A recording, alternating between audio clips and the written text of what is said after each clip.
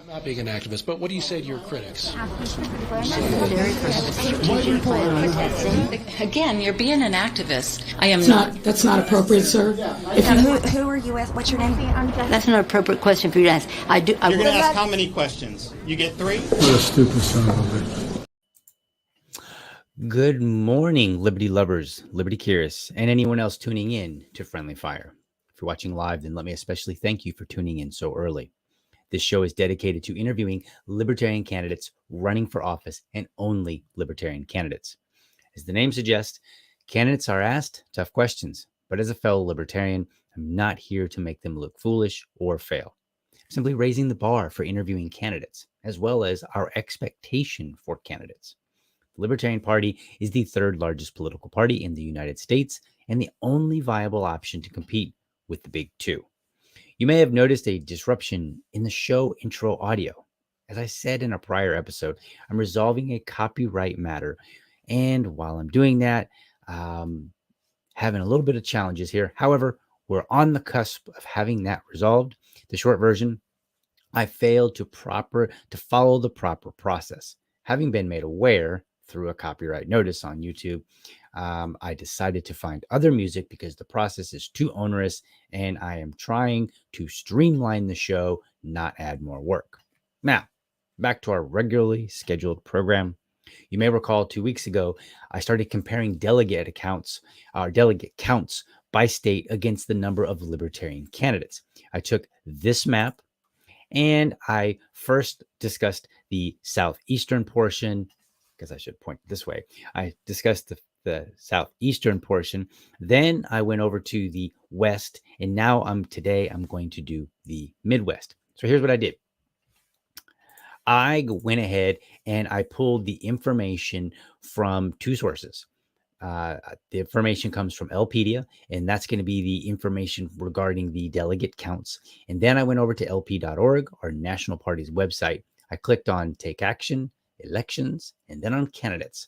And then from there, I simply selected a state, having a little trouble with the tongue here, and was able to get a count of how many libertarians are running in that particular state.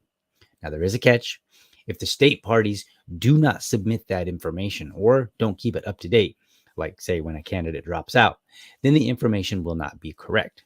However, in speaking with people who maintain those systems, most states will be only off by 1 or 2 at worst, with the exception of a few states that have 0, and for whatever reason, that information is not there at all. So let's take a look at how the Midwest is doing. So here we have the Midwest, and let's pull up some of those numbers. Let's go here to our numbers, and there we go. So what we can see is that we have North Dakota, South Dakota, Nebraska, Kansas all along the left here. And then right kind of down the center, we've got Minnesota, Iowa, Missouri, followed by Wisconsin, Illinois, and then last 3, Michigan, Indiana, and Ohio. Hopefully the numbers are suitable for everyone to see. In past episodes, I was doing a black with yellow. However, being that the Midwest is in yellow, the standard yellow color wasn't going to work. So I used red. That has nothing to do with the Republican Party. Just is simply a matter of getting a good contrast so that you can see it. So up here, we can see that we have 2 states already that are running with zeros. So remember, the black number represents the number of delegates, from which I pulled from lpedia.org, and then the red represents the number of candidates that I got from lp.org. So if we look up here, we have North Dakota, which is showing 0, and Ohio, which is also showing 0. Now, it may be that there isn't anyone running in North Dakota since they only had 4 delegates. What that means, again, if you remember, the delegate numbers reflect the number of people the number of libertarians that are part of the national party. North Dakota likely has a very low number altogether. And so then the number of people that are registered with the national party is simply going to be lower. So given that there's only 4, it may be that there aren't any candidates running currently in North Dakota. course, if we look over at Ohio, we see that they had 39 delegates. And they appear to have 0 candidates running, and that is unlikely the case. However, since there are 50 states, I'm not simply going to go to every single state and try to find out exact numbers based on filings. So instead, I just rely on the states to update them, their information in the CRM that the National Party has and has made available to them. So we look over here, we've got South Dakota with 5 delegates and 8 candidates running. So that's great. They're actually doing much better. Then we drop down to Nebraska, who's got 9 delegates and 15 candidates running. Kansas, who has 11 candidates running. Missouri with 24, rolling back up here. 14 in Iowa, 5 in Minnesota. So it looks a little light there. Going to have to check on our Minnesota folks and see what's going on. It's probably too cold up there to run. That's my gist, but I mean, I'm from Florida. What can I say? Over in Wisconsin, also low numbers, 3. So I'm going to attribute that to the cold. However, my theory breaks when we get over to Michigan, where we have 39 people running. Down in Illinois, we've got 10. Indiana has 36. So kudos there. Now, in addition to showing these numbers, I'm also highlighting states that have the best delegate to candidate ratio. And when I say highlight, I'm just talking about it. There's no actual visual highlight. And then also the worst. Now, there may be a variety of mitigating circumstances for why some states are doing better than others. My assumption is that it would be related to ballot access laws. If you're unfamiliar, what goes on is different states have different laws regarding the access that small parties can have, and we are considered a minor party. Republicans and Democrats are considered major parties, and I believe that there are slightly different rules at the federal level as well as at the state level. And what tends to happen is that the minor parties, their requirements to be on the ballot, to maintain ballot access, tend to be extremely high and kind of ridiculous. But that's what we've got to deal with. And that information is what that does is it kind of suggests that there may be some mitigating factors as to why some people or some states have more or fewer, more or less, fewer or more. Not really sure. Working on the grammar, but at any rate, that may account for the differences between the states, where you see some have a lot more candidates, even more than delegates that they had, and others have many fewer candidates than they have the delegates. But it's just the fact that we deal with. So let's talk about the top and the bottom 3 for the Midwest. So if we're looking here, we see that Nebraska has 9 delegates and then they have 15 candidates. So they're actually at the top. They're number 1 in terms of the Midwest in terms of who has the best ratio. They're followed by South Dakota with 5 delegates and 8 candidates. And then in third place, we've got Iowa, who has 10 delegates and 14 candidates. Then we drop over and we figure out, okay, who are the bottom 3? Now, again, the zeros kind of throw things off a little bit, but I'm including them here. Wisconsin is at 20 delegates with 3 candidates. So they're actually, of the bottom 3, they're the only one that actually have candidates listed. And then we follow that with North Dakota, who has 4 delegates and 0 candidates. That might actually be, again, a true number. And then we have Ohio with 39 delegates and 0 candidates. I assume that information is going to be wildly inaccurate simply because there's such a huge disparity. Now, it's no fun to look at these numbers if we aren't comparing the different regions. So let's get some totals for all 3, the Southeast, the West, and the Midwest. Take a check and make sure there's no comments here that I need to address. So if we look over, let's pull up our map here and we will transition. All right. So now we have all 4 areas, regional areas of the United States that I've broken up. And you can see in red here, we have the Southeast, we have yellow, we have the Midwest, and green, we have the West. Those are the 3 that I've already done. And then we're looking over at the Northeast over here in blue, which I will do in a future episode. So pulling these numbers up. So let's see what we've got here. Well, let's start with the Southeast, which is who I evaluated first. Southeast rolling at 334 delegates with 272 candidates. So not too bad there. We're followed by the Western states with 282 delegates and 136 candidates. So again, not doing too bad there. We're followed up with the Midwest. In the Midwest, we have 239 delegates with 165 candidates. So we're doing pretty well. And finally, let's take a total. So if we take a look at all the candidates that we have, 272 plus 136 plus 165, that's a total of 573 candidates that are running in all of these areas, the red, the yellow, and the green. So this is pretty much accounts for most of the states, because as you can see, the northeastern states are going to be just a small handful. It looks like there's about 10 or so. So 573 candidates. I believe there's a total of over 600. In fact, I might even be able to quickly look up that information really quickly here and see what we get. So let's see if I can do that. I clicked on the wrong. So we will go to the right website, and you're not going to be able to see it. It is off screen here. So I'm going to go and look and see if there's an absolute count, just so we can kind of get a gauge on what we're working with here.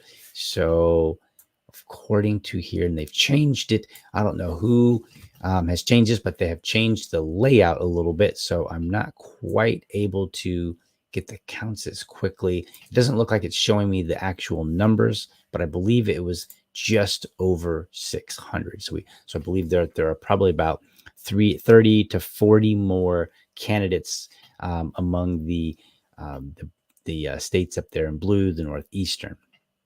So we're running at about 600 candidates. Now, why am I doing this? Why am I getting up so early in the morning to spend a little bit of time talking about numbers and the states? Well, here's the deal. A lot of times people will say the Libertarian Party is, it's no big deal. They're just ignore them. There's nothing to worry about from them. But this is not true. We've got 573 candidates that are running right now that will be on the ballot sometime. Most of them will be on the ballot coming up in November. There will be some that are listed on the website that their races, their elections aren't until a later date. I know that here in Jacksonville, we have 3 candidates that are running for city council, and they're not due. Their election is due in March. So, but they're still listed on the website.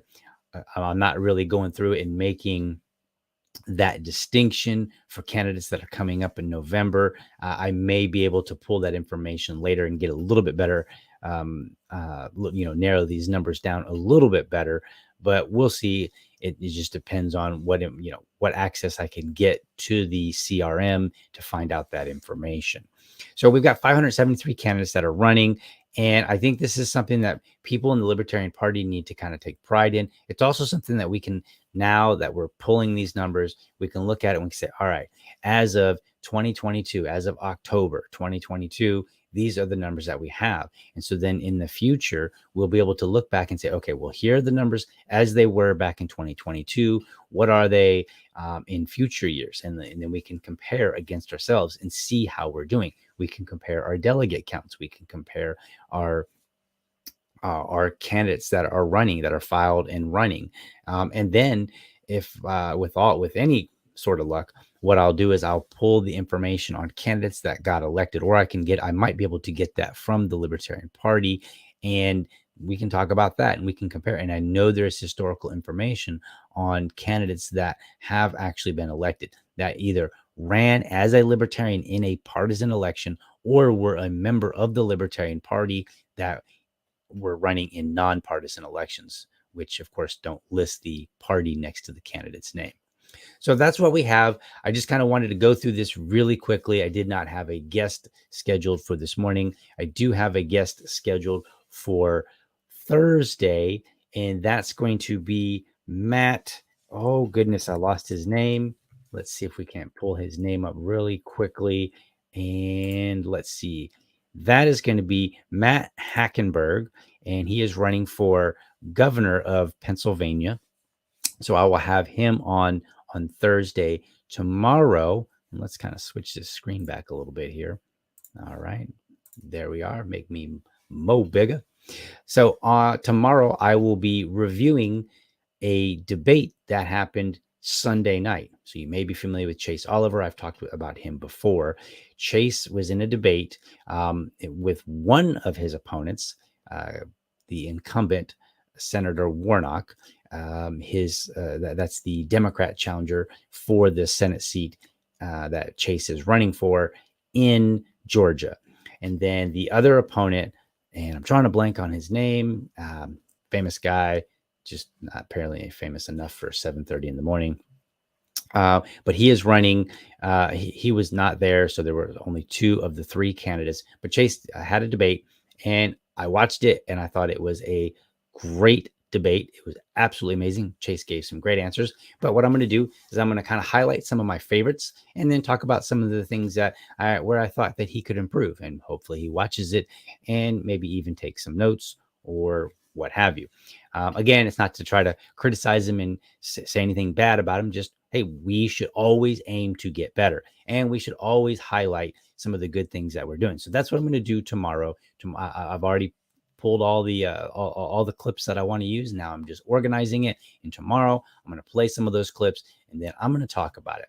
But for today, this is what we had, was just simply going over this information here, the candidates, and kind of continuing on with my coverage of the United States and talking about the delegate counts and the candidate counts. So again, as you can see, we've got 573 candidates that are running currently in the southeast, the Midwest, and the West, the red, yellow, and green areas.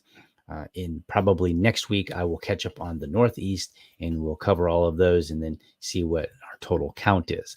So whenever somebody tells you, hey, the Libertarian Party, they don't matter, like, why vote for them? It's a wasted vote. Let them know it's not a wasted vote. We've got candidates running all across the U.S. at all kind of positions. We've got sheriffs, we've got city council members, we've got state House and Senate candidates, we've got U.S. House and Senate candidates, and we have governors running as well. So and everything in between. So let people know, and I'll do my best to find out after the election how many people actually got elected with the Libertarian Party, so that when people say, hey, nobody votes for the Libertarian Party, so, oh yeah, well, how is it that they got elected then? Because that's kind of important. So at any rate, let's see. It looks like I'm being told that Shane Hazel also debated last night in Georgia. I was not aware of that, so I'll have to try to pull that information up. Shane is a great guy. He delivers solidly. He gives some great interviews right along there with Chase. Chase was actually in an interview on Fox News, and I think he did amazing there. So if you're watching, make sure you go out and you let Chase know, you let Shane know that, hey, I appreciate the hard work that you're doing. Maybe throw him some money a little bit, and then seek out some of these other candidates. Wherever you are, find the candidates that are in your area and support them. Retweet their stuff, repost their stuff on Facebook. If you can throw some money at it, do that. If you can assist with their campaigns, they would definitely love that. I know they're all starving for volunteers and for assistance. So with that, I believe that's going to go ahead and end our show today. So I do want to thank you for watching. I hope you enjoyed the episode. Again, tune in tomorrow where I do a little review, just a mini review of Chase Oliver and his debate on Sunday night. That's all for this week, or not this week, but that's all for today. You can find other episodes at libertydad.com and archived video episodes at youtube.libertydad.com. You can also connect with me at Liberty Dad on Facebook, Liberty Dad Pod on Twitter, or email to libertydadpodcast@gmail.com. I would love to hear from you. And remember, if you're a champion of liberty, your business is people and your product is liberty. Have a great week. Catch you next time, and I'm out.